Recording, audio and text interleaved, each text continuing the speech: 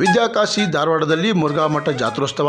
ಹಲವಾರು ವರ್ಷಗಳಿಂದ ಜರುಗುತ್ತಿರುವ ಧಾರವಾಡ ಮುರುಘಾಮಠ ಜಾತ್ರೆ 5 ದಿನಗಳ ನಡೆಯುವ ಈ ಜಾತ್ರೆಯಲ್ಲಿ ಪ್ರತಿದಿನವೂ ವಿಧವಾದ ಕ್ರೀಡೆಗಳು ನಡೆಯುತ್ತವೆ. ಕುಸ್ತಿಪಟುಗಳಿಗಾಗಿ ಜಂಗಿ ಕುಸ್ತಿ, ಖಾಲಿ ಬಂಡಿ ಓಡಿಸುವ ಸ್ಪರ್ಧೆ, ಭಕ್ತರ ಮನರಂಜನೆಗಾಗಿ ಪ್ರತಿದಿನ ಹಾಸ್ಯ ನಾಟಕಗಳು ಪ್ರದರ್ಶನಗೊಳ್ಳುತ್ತವೆ.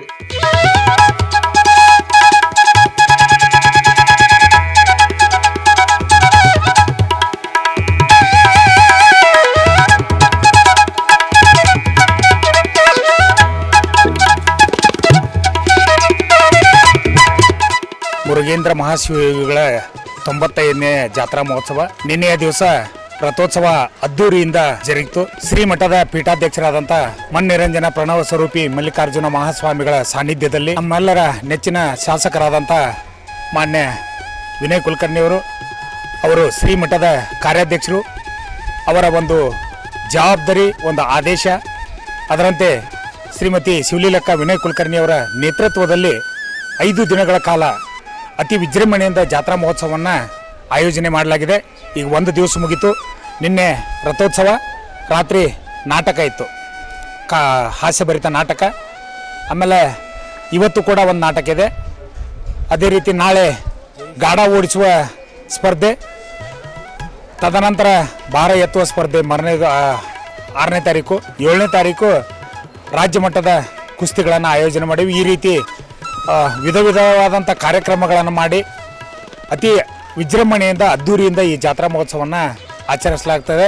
ಪ್ರಸಾದ ವ್ಯವಸ್ಥೆ 2 ವರ್ಷದಿಂದ 5 ದಿವಸ ಪ್ರಸಾದ ವ್ಯವಸ್ಥೆಯನ್ನು ಶ್ರೀಮತಿ ಶಿವಲೀಲಕ್ಕ ವಿನಯ್ ಕುಲಕರ್ಣಿಯವರ ನೇತೃತ್ವದಲ್ಲಿ ಮಾಡಲಾಗಿದೆ.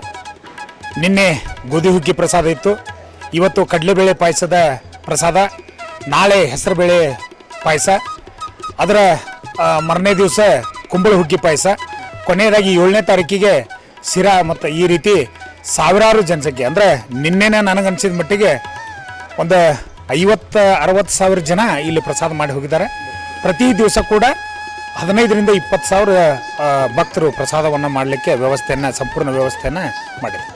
ಜಾತ್ರೆಗೆ ಸಾಲು ಸಾಲು ಭಕ್ತ ಸಾಗರ ಹರಿದು ಬರುತ್ತದೆ. ಪ್ರತಿದಿನವೂ ಭೋಜನಕ್ಕೆಂದೇ ವಿಧವಾದ ಅಡುಗೆಗಳನ್ನು ಬಿಡಿಸುತ್ತಾರೆ. ಮೊದಲನೆಯ ದಿನ ಗೋಧಿ ಹುಗ್ಗಿ ಊಟವಿದ್ದರೆ 2ನೆಯ ದಿನ ಕಡ್ಲಿ ಹುಗ್ಗಿ, 3ನೆಯ ದಿನ ಹೆಸರು ಬೇಳೆ ಹುಗ್ಗಿ ಇರುತ್ತದೆ, 4ನೆಯ ದಿನ ಕುಂಬಳಕಾಯಿ ಹುಗ್ಗಿ ಇರುತ್ತದೆ. ಹೀಗೆ ಬಗೆಯ ರುಚಿಕರವಾದ ದಾಸೋಹ ನಡೆಯುತ್ತೆ. ಧಾರವಾಡ ಸುತ್ತಮುತ್ತಲಿನ ಹಳ್ಳಿಗಳು ಸೇರಿದಂತೆ ಹಲವಾರು ಭಕ್ತ ಸಾಗರ ಹರಿದು ಬರುತ್ತದೆ.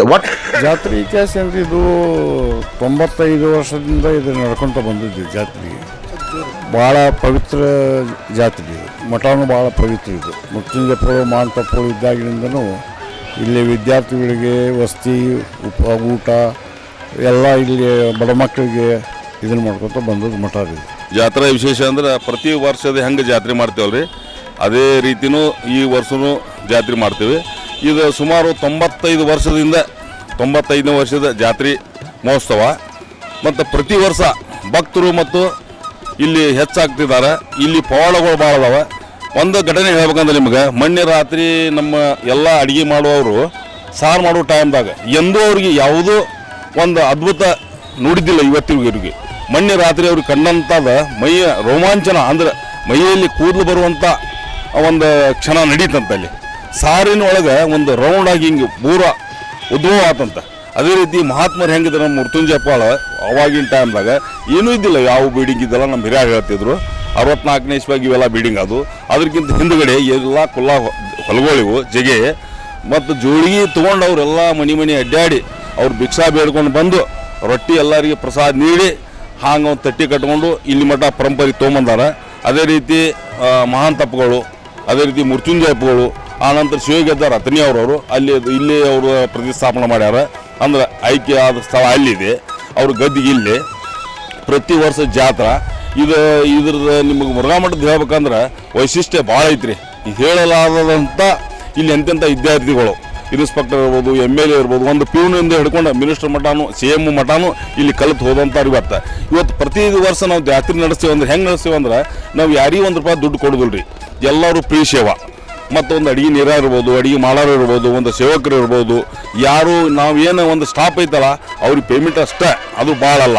ಅವ್ರಿಗೆ ಒಟ್ಟಿಗೆ ಮೆಟ್ಟಿಗೆ ಇಲ್ಲಿ ಒಂದು ವಸತಿ ಸ್ಥಳ ಕೊಡಿಸ್ತೇವೆ ನಾವು. ವಸತಿ ಇರ್ತಾರೆ, ಊಟ ಮತ್ತು ಅವ್ರಿಗೆ ವಸತಿ ಕೊಡ್ತೀವಿ. ಅವ್ರಿಗೆ ಯಾವುದು ಪೇಮೆಂಟ್ ಜಾಸ್ತಿ ಇಲ್ಲ.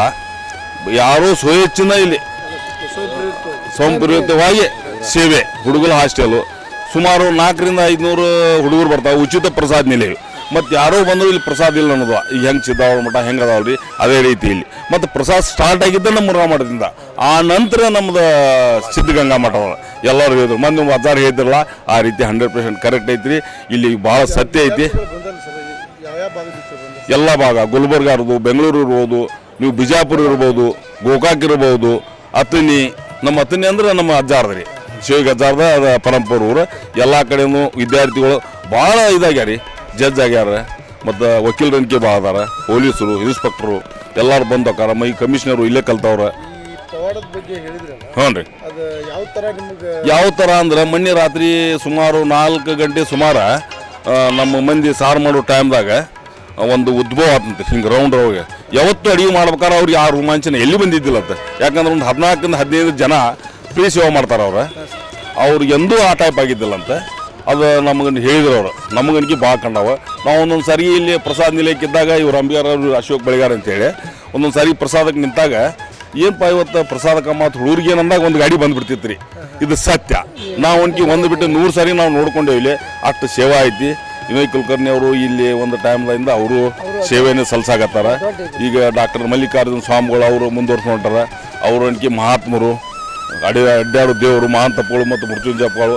ಅದೇ ರೀತಿ ಪ್ರತಿ ವರ್ಷ ಜಾಸ್ತಿ ಆಗೊಂದು ಹೊಟ್ಟೆ ಕಮ್ಮಿ ಏನಿಲ್ಲ. ಇಲ್ಲಿ ವೈಶಿಷ್ಟ್ಯ ಅಂದ್ರೆ ನಮ್ಮ ಮುರುಘಾ ಮಠದ ಬಿಸಿ ರೊಟ್ಟಿ ಮತ್ತು ಕರಿಂಡಿ ಇಲ್ಲಿ ಮೇನ್ ಅದ. ಅಂದ್ರೆ ಮುರುಘಾ ಮಠ ಅಂದ್ರೆ ಕರಿಂಡಿ ಅಂತಾರೆ. ಮತ್ತು ಮುರುಘಾ ಮಠ ಪ್ರಸಾದಕ್ಕೆ ಏನು ಕಮ್ಮಿಲ್ಲ, ಒಳ್ಳೆ ರೀತಿ ಹೊಂಟೈತಿ. ಇದೇ ರೀತಿ ಹೋಗಲಿ ಅಂತ ನಿಮ್ಮೆಲ್ಲ ಚಲನವರಿಗೆ, ಮಾಧ್ಯಮವರಿಗೆ ನನ್ನ ಅನಂತ ಧನ್ಯವಾದ ತಿಳಿಸ್ತೇನೆ. ಮಂಜುನಾಥ್ ಸಾಲಿಮಠ ಅಂತ ಮುರುಘಾ ಮಠ ಅಷ್ಟೇ. ಒಟ್ಟಾರೆಯಾಗಿ ಅಜ್ಜನ ಜಾತ್ರೆ ನೋಡಲು 2 ಕಣ್ಣು ಸಾಲದು ಎಂದು ಭಕ್ತರು ಹೇಳುತ್ತಾರೆ. ಕ್ರಾಂತಿ ಸಮಾಚಾರ, ಧಾರವಾಡ.